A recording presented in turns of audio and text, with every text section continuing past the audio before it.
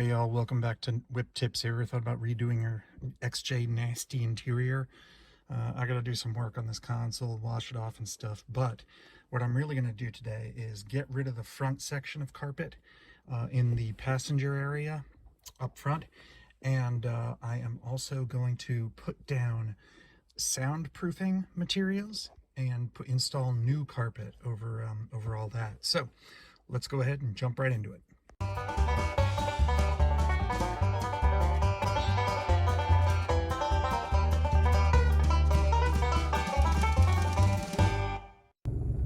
All right, y'all, so before I pull this old carpet out and then put down soundproofing and all that other stuff, I want to get a sense for what the kind of decibel level is inside my Jeep at idle and then when I'm driving. So here we go at idle.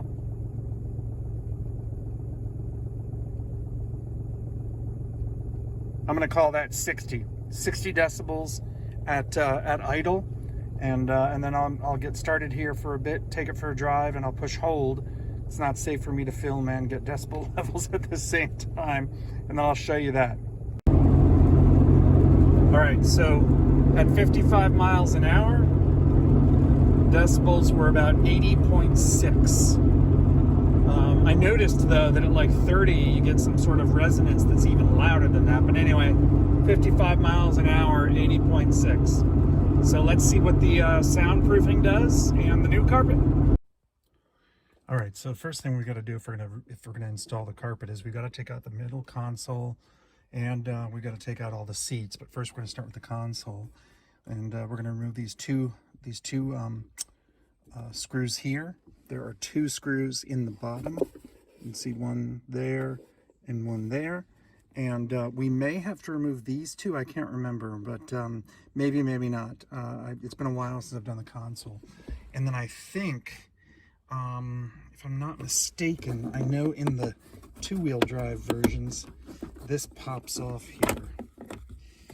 And there's a screw right there, I believe you have to remove. And there may be some other hidden ones, but I'll show you when we get to them. Just be careful. If you got a four-wheel drive, there's a light attached to this, so just be careful when you're popping that off. It comes out easily, but be careful. You don't want to, yank the wires and all that kind of stuff. So let's go ahead and get to it. I'm filming with my GoPro, so we'll just jump to that right now, and that's all I'm doing those screws.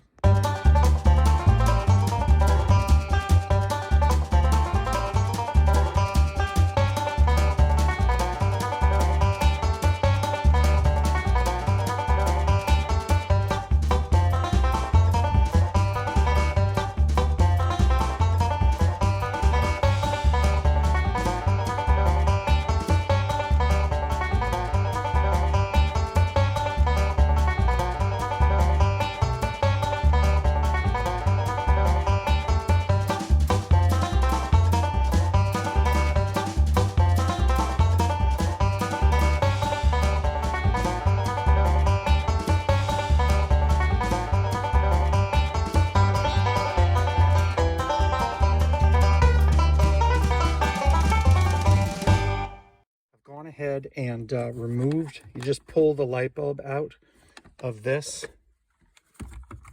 That little round hole is where it goes in your shifter indicator. And so I've removed this, and I've moved this back up. I don't know if it's in neutral or 4 high, but you need to do that because it's gonna you have to pull it out of this slot and everything. So now I'm just gonna keep going. We're also at some point gonna have to deal with this, and I'll have to put the emergency brake on because that's going to have to be in the all the way up position as far as you can get it. And this, I believe, has to come back to, well, I'm going to have to put the key in, but it's going to have to come back to I think drive or 3 or 2. I'll tell you once I get there. So you can see I tried to pop this out, didn't need to, but I did get the lid off, so I'll put that back on. Anyway, you can see how there's one more screw in here. So you saw in the video, I popped the T-handle off, and then you can slide this cover off. It just pops out. You pull the light out just like you did down here, and then there's one more hidden screw right there. All right, so now the entire thing is loose. You can see it's ready to come out, okay? I'm just gonna start slipping it up a little bit into place right here. right? This last step is this, okay? It's gonna have to come over this, which is, it's a pretty tight fit. You're gonna have to really force it. And while you do that, in the rear, let me see if I can get some light on this. You wanna put your hand, see that metal thing that holds the brush in right there? That will come off, especially if yours is still factory and the glue's gotten all brittle and everything.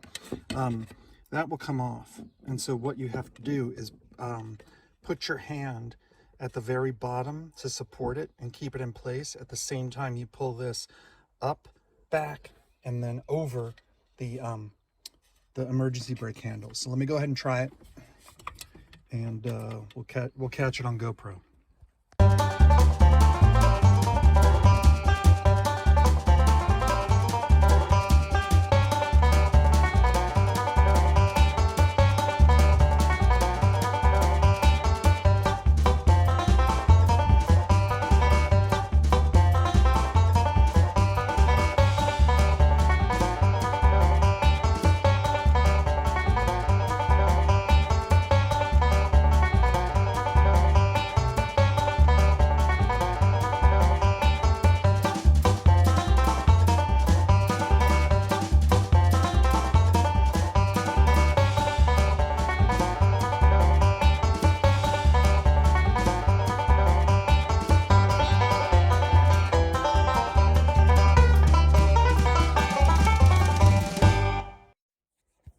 And so that's it. I've got it removed. I'm going to go ahead and clean up some of the mess around here, take things out of the car, and then move on to the next steps. This is your air conditioning and AC line to the back. And this just lifts out. Actually, I put in Velcro. So this just lifts out and pulls out like that. Now, you probably don't have to do this, but if you look, the carpet has cutouts, right? I could probably lift the carpet out and over this section. I don't have to do anything more up front here. But I'm going to remove this because if you see, I don't know, well, not enough light, but see how that's flopping around? One of the screws that holds it in place came out, and this screw started to pull itself out. No idea why. Probably because it's a Chrysler. But I'm just going to remove this. And then just so it's out of the way and a little bit easier for me. This is an aftermarket thing. My original Jeep one had basically bit the dirt. Oh, there's another screw down here. Another screw back here. So I got this aftermarket on Amazon. Just be careful when you get them. I had to grind off like a big section of this tab here, leaving a hole to screw into. So just be advised, if you get something like this on Amazon, check the reviews because they're not always great. I'm going to pull this last screw out and then get that out of the way.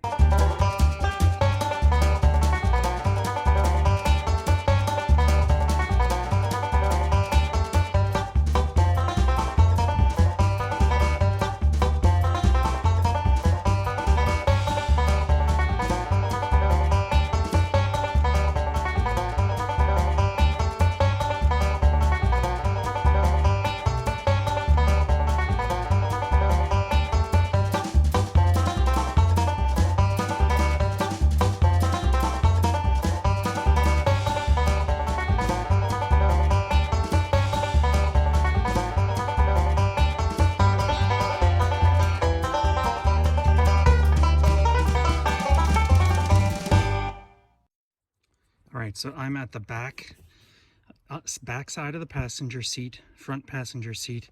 This bolt at the back left here is an 18, and unfortunately I don't have an 18, a ratcheting combination wrench 18, so all I have is this combo that's gonna take forever.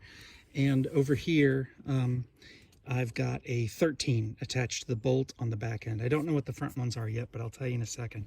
So this is tedious, but you know, just do your best. And it's a Jeep, so don't be surprised if bolts start snapping.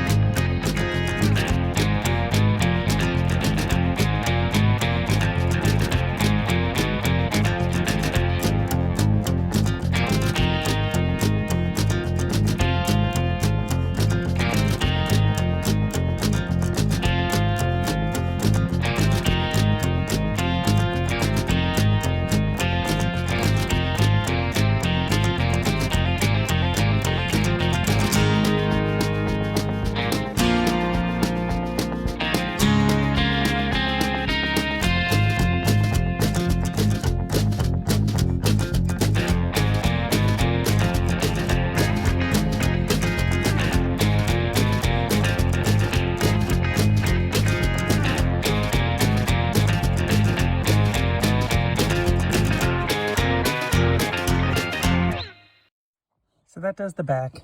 Next we'll move to the front, and I'll tell you what size you need for ratchets, etc. Not too bad. All right, so I got the driver's side door out, and I did snap a bolt. So it looks like I'm probably, we'll see once I get the carpet out. I'm gonna have some rust issues to deal with, but that's pretty typical. These bolts right here on the front are 13s, so I'm just gonna go ahead and take those out. These are the easiest ones to get out, and then we'll see about the back seat after that.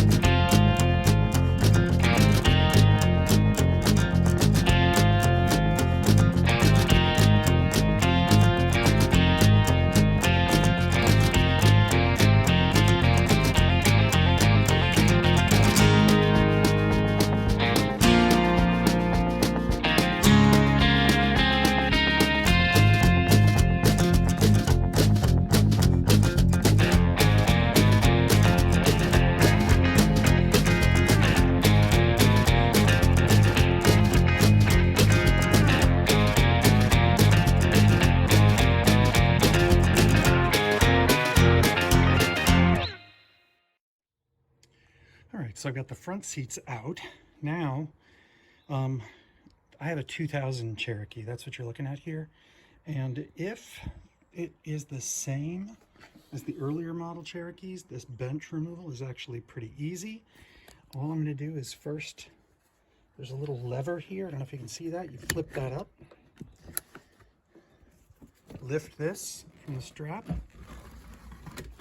There's like a little rod that goes in that hole on the far end.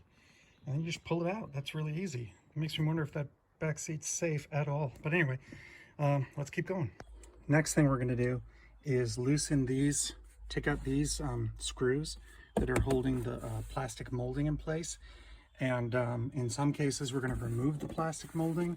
In other cases, we're just gonna kind of leave it hanging and but just loosen it up so we can pull the carpet out from underneath.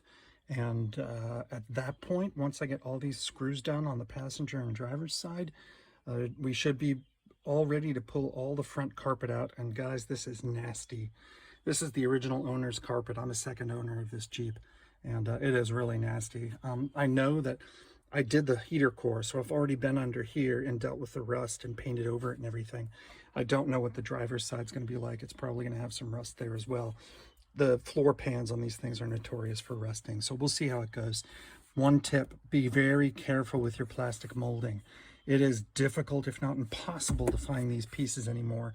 You can't get them aftermarket. So you have to get them from the junkyard or from deadjeep.com, etc. So just be very careful. You can get these screws aftermarket. I've got a whole bunch of them, but the plastic molding itself, you can't. So let's just jump into it and be real careful.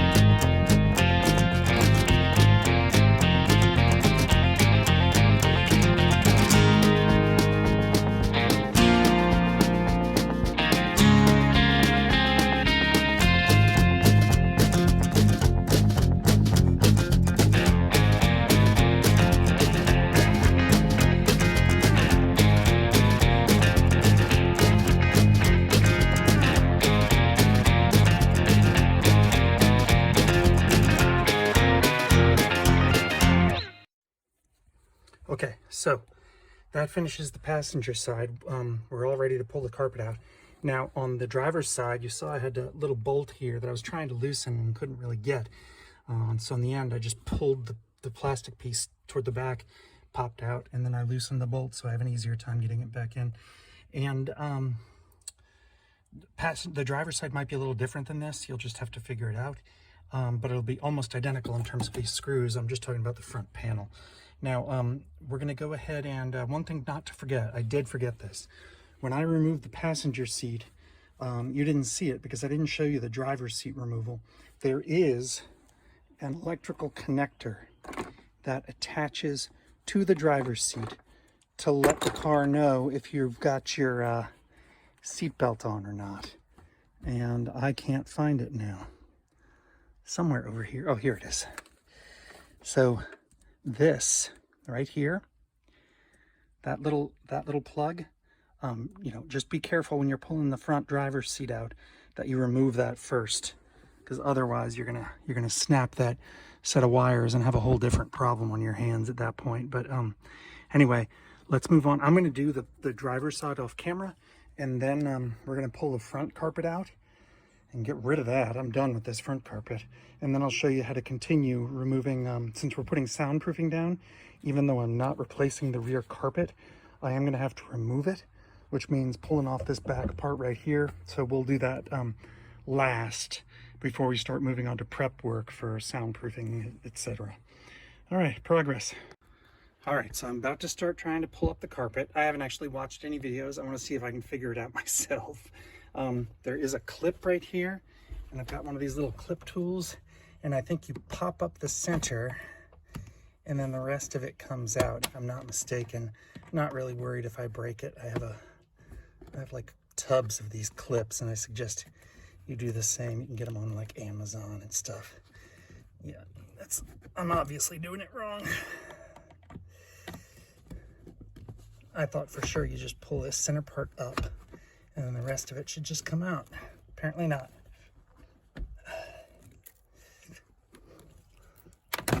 There, I broke it, but it came out.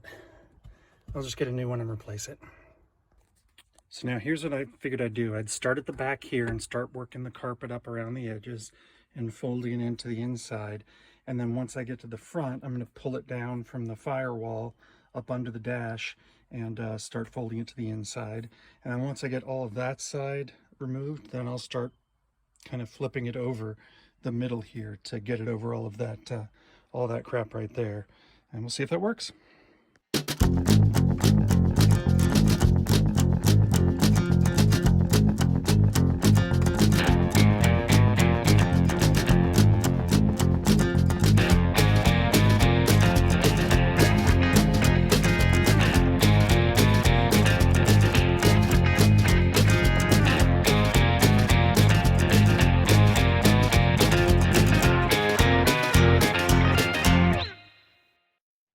The light is bad here, but you can see right there you've got a torque spit. The carpet is must be looped underneath that. That's your seat belt where it attaches to the frame.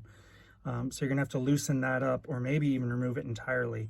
So I'm gonna go ahead and find my torque spits and get to work on that, and I'll let you know. So the biggest one I have is a T45, and that's just a tiny bit loose, but it does do the job. So maybe the next size up, T45 though, will do it. I just like it to have it be a perfect fit, and it's just a tiny bit loose. So anyway, let's see what we got. So it's not looped around anything, it's just tucked in there and then tightened down, kind of pinching it. So I just loosened up the torque spit a little bit and then pulled it out.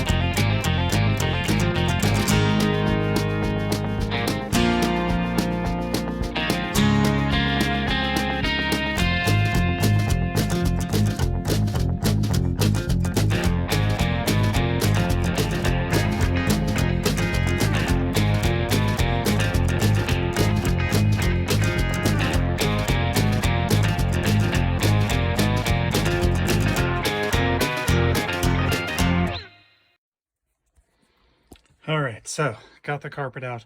Overall, it's not bad. It's not in bad shape. I've seen floor pans and XJs that are much worse off.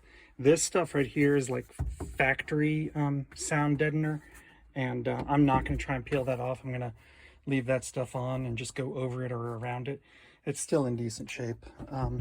And that is just basically, you put that stuff on. I'll show you when I actually get around to it, but it's basically to keep it, to lower the vibrations of these really thin metal panels, which otherwise would act like a drum. But as you can see here, I got a moisture problem and I can't figure it out. Like, I had already cleaned up this area because at one point the heater core was leaking, and now I can actually see moisture there, and you can see where the rust is bubbling, etc. It's bubbling up the paint that I put on. So moisture got in here somehow, and when I lift up this and look under, so wherever it came in, it dried off, and now I don't see any sign of it. But this is a weird one, y'all. Let me know in the comments if you got any ideas. I'm going to clean this up. I'm going to let it dry out. Then I'm going to take like a wire brush or something. I'm not going to grind because these plates are so thin.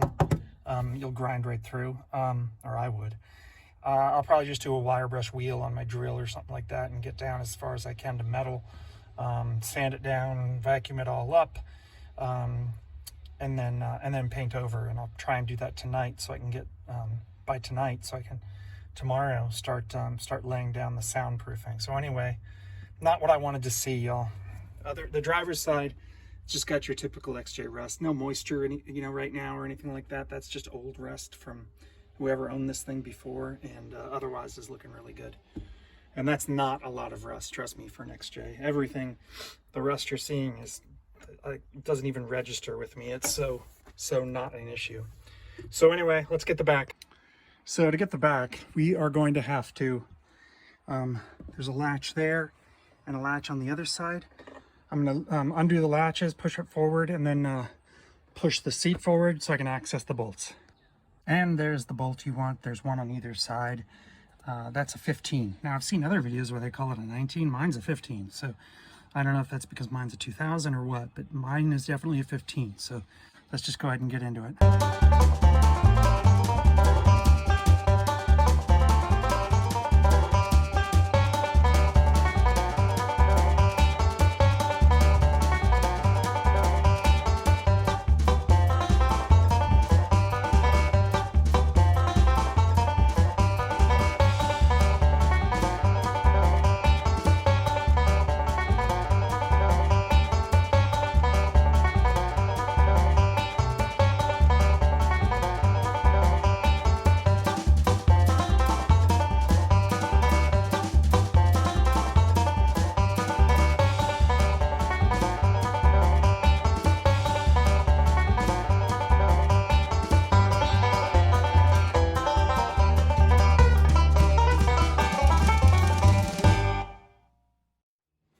So, got the bolts off. Now it's just a question of lifting this up, and oh yeah, don't forget the seat belts are looped in, right? And then you can just pull it out, hopefully, yeah. It just slides right out. Voila. So, I'm a really lazy guy, and I really don't want to unscrew more molding. A, because I know I'll lose the screws, but B, if it's not necessary, why do it? I will definitely, well, I should say I'll probably have to unscrew the back molding right on the tailgate there. But I think once I do that, maybe I'll have to remove a couple of screws here. But I want to see if I can pull this out from underneath without having to undo the bracket that holds the seat in place. So let me go ahead and try that, and then I'll give you a status report. Yes, so that works. I am going to have to take off this seatbelt one on this side and probably on the other side as well. Those are going to be Torx 45, I'm sure. But then I can basically, I don't think I have to remove the jack stand stuff there, but I may have to. Then I can just pull it back, and once I get it halfway off here to here, I'll have to see what to do with the spare tire and we'll go from there. But I think the front half is just a matter of undoing the seat belts, and you're good to go to pull back the front half of your rear carpet section.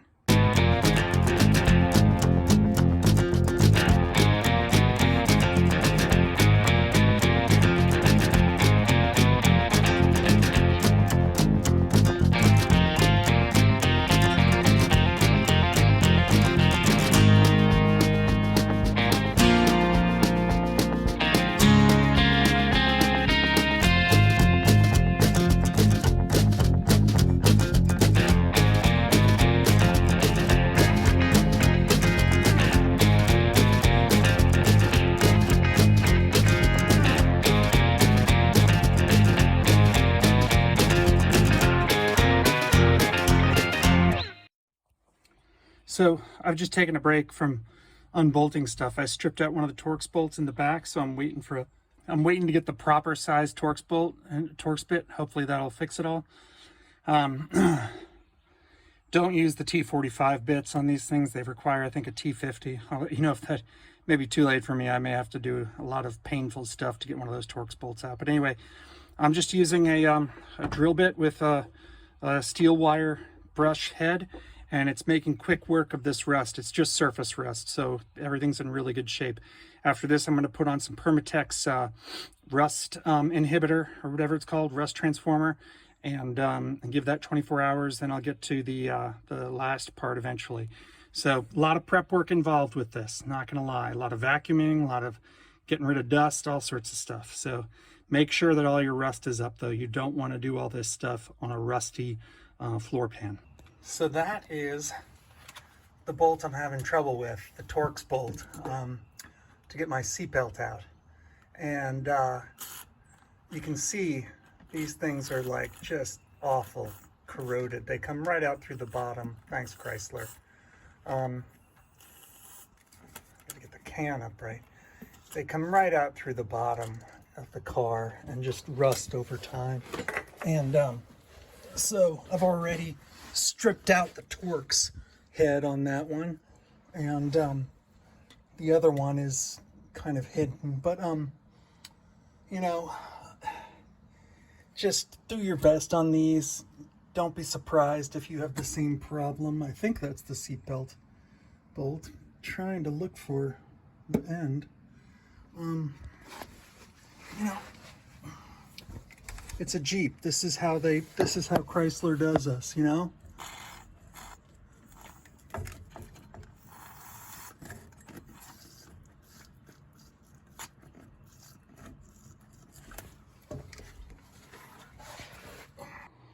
All right, y'all, this is where having certain kinds of tools helps. It took me an hour or so to get this out. This is one of the seatbelt Torx bolts. And you can see I had to cut. The bolt head itself is completely round, so I had to cut a square pattern into it. Then I had to take one of these, these are sockets that are designed for rounded bolt heads, so that you can get a socket out, or you can get a bolt out even if it's all rounded. I sledgehammered this onto the head, then took a impact hammer, impact wrench, and just went to town. And then finally it spun out and came free. Now I got to find a new bolt. Anyway, expect this when you get started on your project. You know, you think you're just going to take out the carpet, take off the carpet, and here's the deal. Chris Fix doesn't show you this, you know? Everything's perfect and goes smoothly with Chris Fix. When you're dealing with something like a Jeep or an old car or whatever, you run into stuff like this. So do yourself a favor, have a bunch of tools. Don't think you can do this kind of stuff. I'm just changing carpet. There's no way I could do this with just the stuff I had around at home without getting actual tools. So see if the other one comes out easier.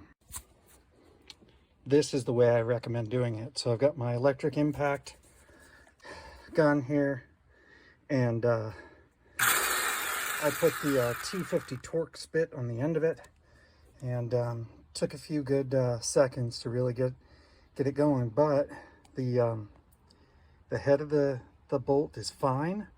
You can see how it was rusted. but came out just fine.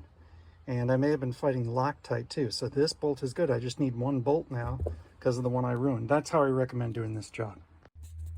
All right, y'all, my GoPro died, so I got the seat belts disconnected so that I can pull this back now. It will definitely come out from under those plastic pieces there. I don't know what I'm going to do when I get to here, but I'll figure it out. But for now, I'm just going to start pulling it back, and I may have to unbolt the tire carrier. I pulled the donut tire out, so I may have to unbolt that as well, but we'll see. And then probably going to have to unscrew the screws at the back end little plastic ledge there. All right, so I struggled with this for a second, but it looks like it's just a plastic clip that goes through, literally goes through the floor of the rear and is exposed on the other side. So I'm gonna try just kind of prying it out with my body clip panel puller if I can find it. Thought I just had it. I'm just gonna try this. I'm gonna rip up my carpet because I don't have a new rear section.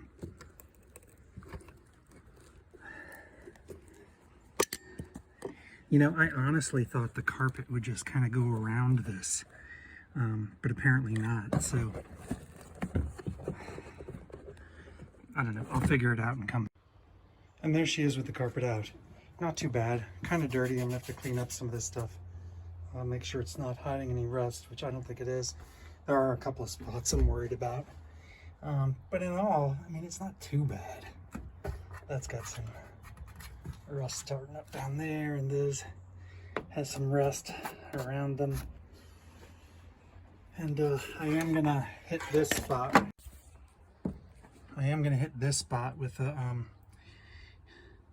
the wire wheel and take a good look at what's going on there, because that's really crusty and nasty. So I'm gonna do that now and then come back. Oh, I almost forgot. In the end, I had to cut the carpet around these things. Those are rivets. So I just really carefully cut circles and then pulled the carpet over them. And I did have to unscrew this back molding piece. Other than that, it just came out from underneath the molding. So not too bad. Other than the seat belt Torx bolts, not too bad. All right, so at this point, I vacuumed it, and I went ahead and hit the rust spots with Permatex, and that should cure black. Permatex rust converter. That should cure black once that's all done, and but it has to cure for 24 hours, so I'm not gonna be able to continue for till tomorrow on this job. When I do, I'm gonna come back and I'm just gonna start cleaning with isopropyl alcohol, and I don't want to use water. I'm just gonna use isopropyl alcohol. Try and get this dirt up as much as I can, and maybe vacuum again. And then once you get the floor all done and prepped like that, then you can go ahead. I'm going to do two things tomorrow. The first is, and this will probably be in part 2. The first is I'm going to put down, this is factory sound deadener, and that's good, but I'm going to put down on top of that more sound deadener in terms of, it's like an adhesive backed kind of a weighty thing. And then on top of that, I'm putting Luxury Liner Pro from Second Skin, and it's this very thick foam that absorbs in a different frequency. See if that cuts down on my decibels in here. So, a little scare with rust. It is a Jeep. We'll see what happens in the long run. There are a couple of spots I'm gonna have to follow. Not, like I said, not as bad as some that I've seen. So, I'll see you in part 2. In the meantime, I've also got to get that. There's a bolt that's snapped from my driver's side chair. I've got to get that out. That's why my drill is over there. So, wish me luck, and see you in part 2. Oh, you made it to the end. That's awesome. Listen, I'm Doc. I'm the one who's, the voice behind these videos. And I really appreciate you taking the time to actually watch the whole thing. That's fantastic. If you've got time, if you want to, if you like the video, hit like and subscribe. I really appreciate it. Don't forget to hit the bell button so you get notified of new videos when I put them up. I'm going to try and do one a week. And I'm going to do a bunch of Instagram stuff, so make sure you follow me there and on Twitter. Instagram's going to be the shorter stuff. I don't have any merchandise yet. I'm planning to as the channel grows. If I succeed, I'll get some merch. For now, if you really want to help me in another way, you like these videos enough, I'm going to put links to my books in the description of the video. I'm a science fiction author in my spare time as well, so I'm juggling a lot of balls. But anyway, I really appreciate it. Hope you enjoyed the video, and I'll see you at the next one. Hey, do me a favor and turn this junk off. I don't know how to deal with tech.